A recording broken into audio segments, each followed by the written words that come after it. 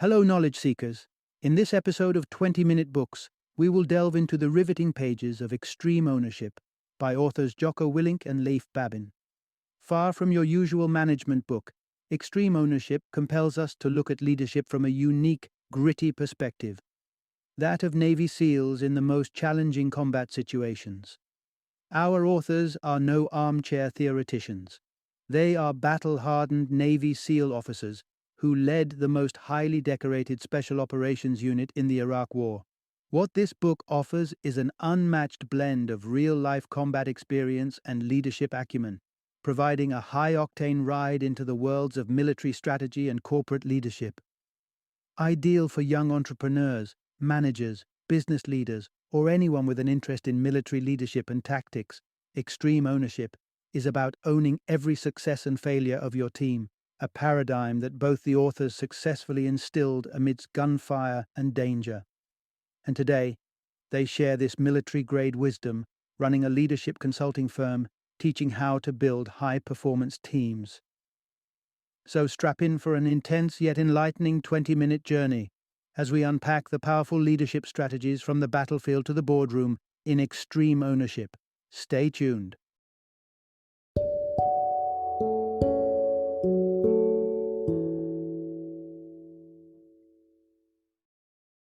Extreme Ownership: How U.S. Navy SEALs Lead and Win.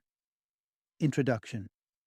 Unlock the power of extreme leadership with Extreme Ownership. Picture this. You're leading a mission in one of the most violent cities in Iraq, Ramadi, during the peak of the Iraq War. Every decision you make holds the power to determine life or death.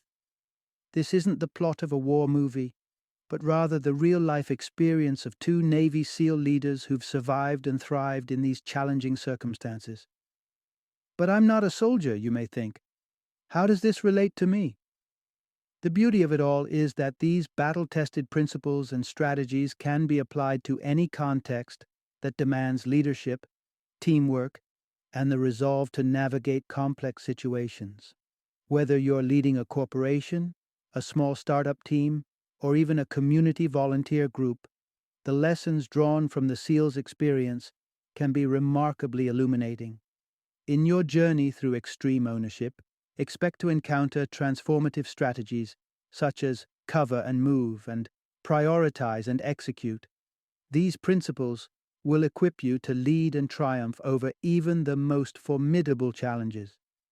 Along the way, you'll discover the surprising career-saving benefits of accepting blame, understand why collaboration trumps competition within a company, and learn how even the threat of explosives and gunfire may not necessarily be a good enough reason to abandon a mission.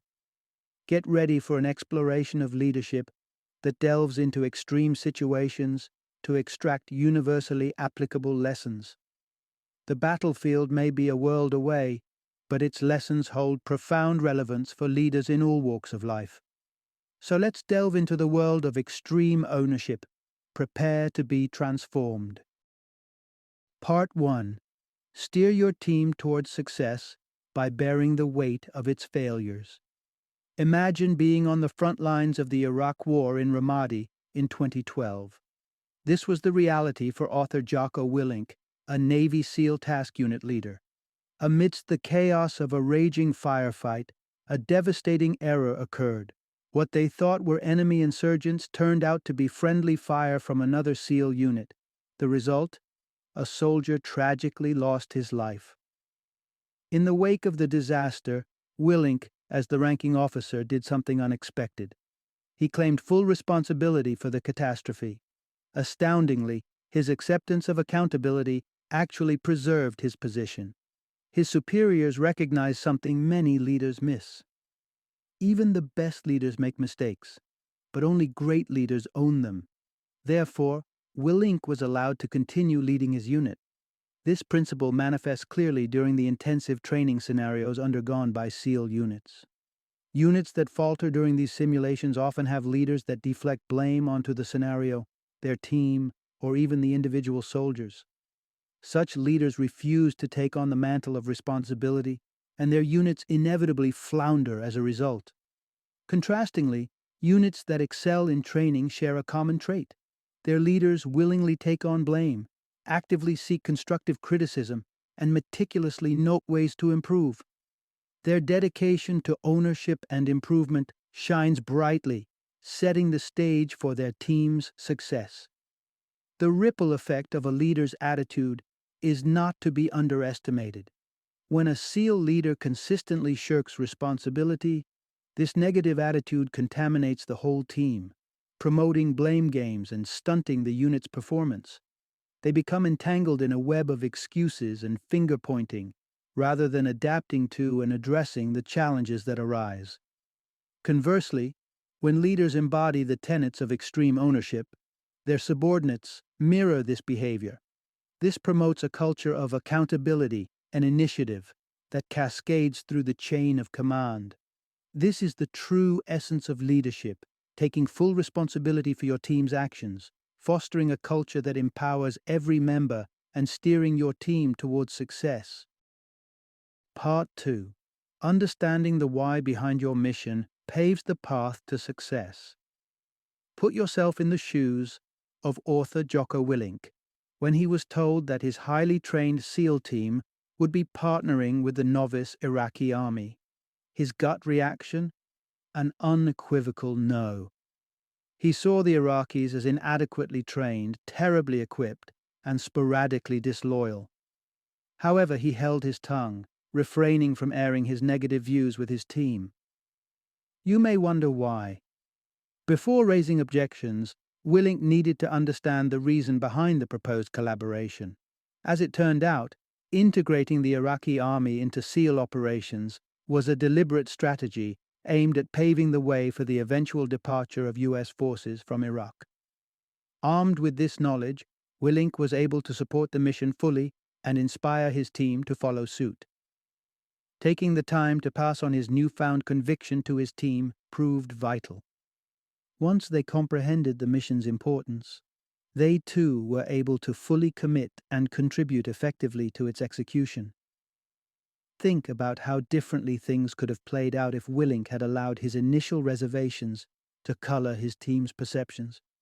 Even if he had later changed his mind, the seeds of doubt sowed in his team could have led to a lack of faith in the mission, potentially even its failure.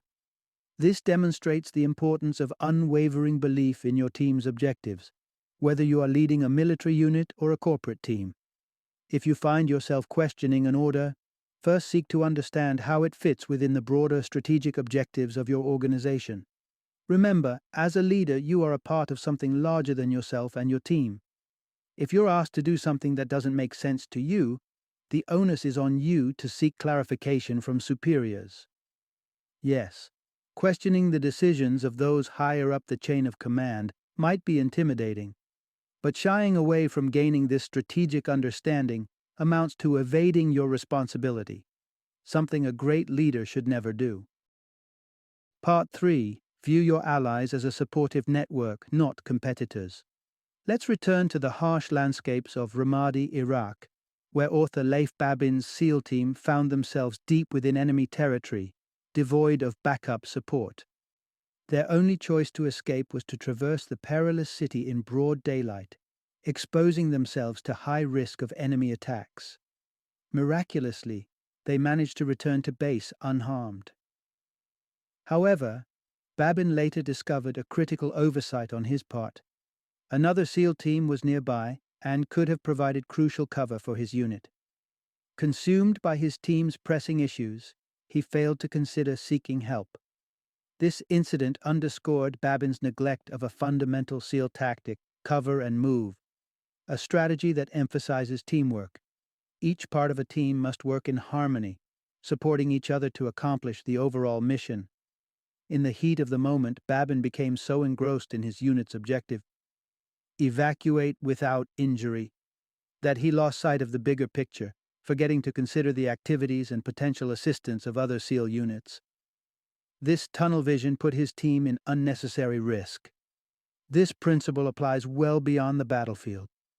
Whether in a combat zone or a business environment, effective leaders maintain a balance, one eye on the immediate task and the other on the broader organization. This includes acknowledging the potential strategic support from other teams. To illustrate this, consider Babin's observations as a business consultant. He noticed destructive dynamics within a company, where internal teams were pointing fingers at each other, fostering a climate of unhealthy competition. This behavior blatantly violated the cover and move principle, which emphasizes the importance of internal teams working together. It highlights the fact that the real enemy is external, not your colleague from HR, but rival firms vying for your customers. Through effective leadership, promoting a spirit of collaboration over competition, organizations can ensure that their teams move together towards a common goal, enhancing their overall success. Part 4. Staying effective under stress. Set clear priorities and take action. Imagine a moonlit night in Ramadi. A SEAL team, mistakenly believing they're on the roof of an adjacent building, steps onto what turns out to be a flimsy tarp. One SEAL crashes through the fabric, falling 20 feet below into enemy territory, injured and vulnerable. The team is now deep in hostile territory, without backup, grappling with a wounded colleague and a potential bomb threat at the building's exit. In such a high-pressure situation, a myriad of problems are vying for attention. It is up to the leader to maintain composure and determine the optimal course of action. Author Leif Babin, recalling his SEAL training, leaned on a fundamental principle: prioritize and execute. This principle is encapsulated in the SEAL mantra: relax, look around, make a call. Even highly skilled leaders can get overwhelmed if they attempt to tackle all issues simultaneously. It's crucial to single out the most urgent priority and direct focus towards it. Having tackled the first issue, the leader can then shift focus to the next priority. In the scenario described earlier, Babin's priorities were security first, reaching the wounded soldier next, and finally, taking a head count of his team. By calmly evaluating the situation, he was able to successfully navigate the crisis, despite extreme pressure.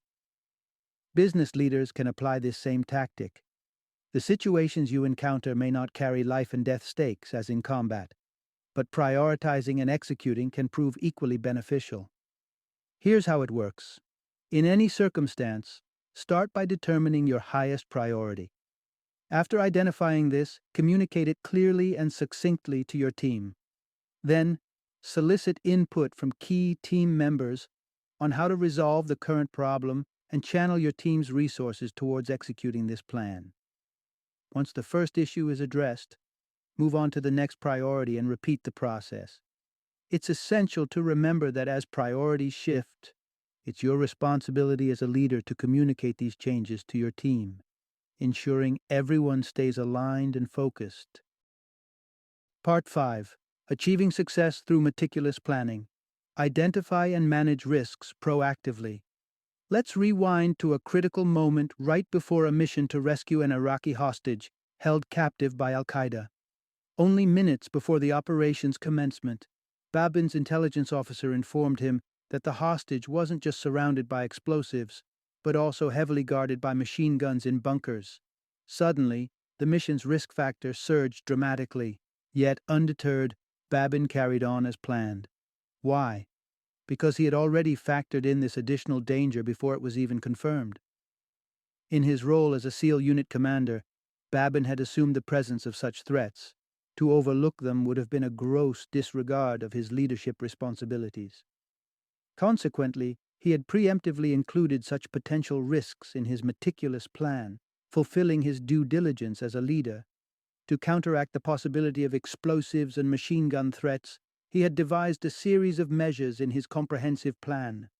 This thorough preparation obviated the need for a last-minute plan change or mission postponement, even in the face of this substantial new information.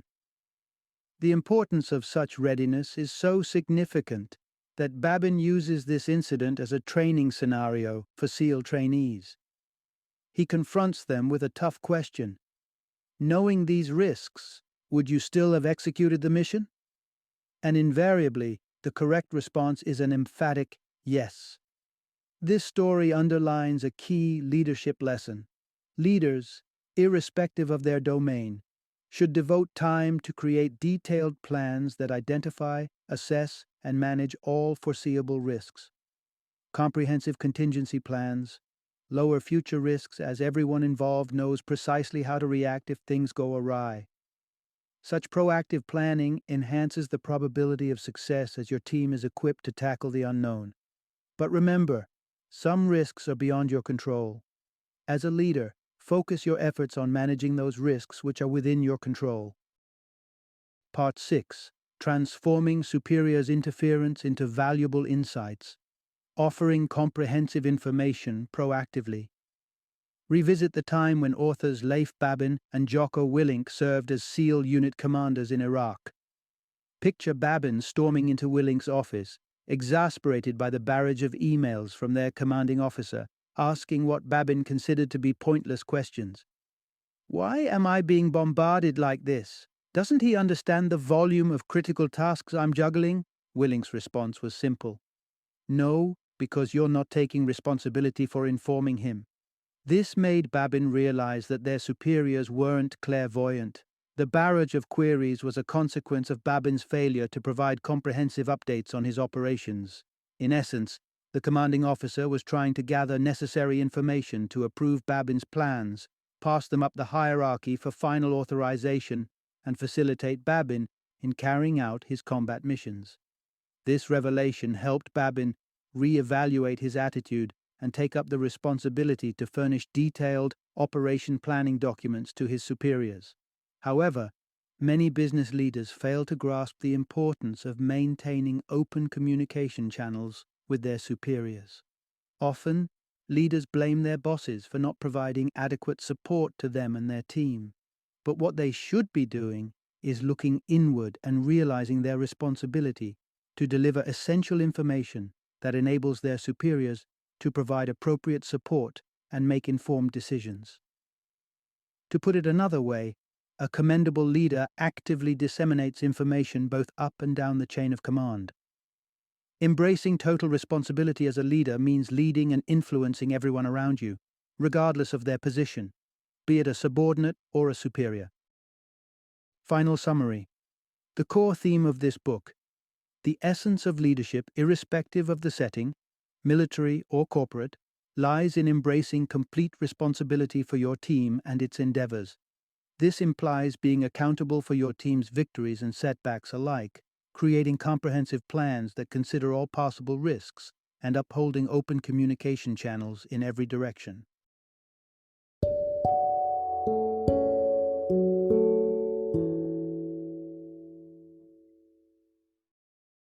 Thank you for joining me today on this journey of learning and discovery as we explored the insights of another thought-provoking book in our growing library of knowledge. If you've enjoyed our time together, please take a moment to follow our podcast, give us a 5-star rating, and share 20-minute books with other knowledge seekers. Your support truly means a lot. Don't forget to join me again in the next episode, where we will delve into another enriching book. Until then, happy reading and happy listening.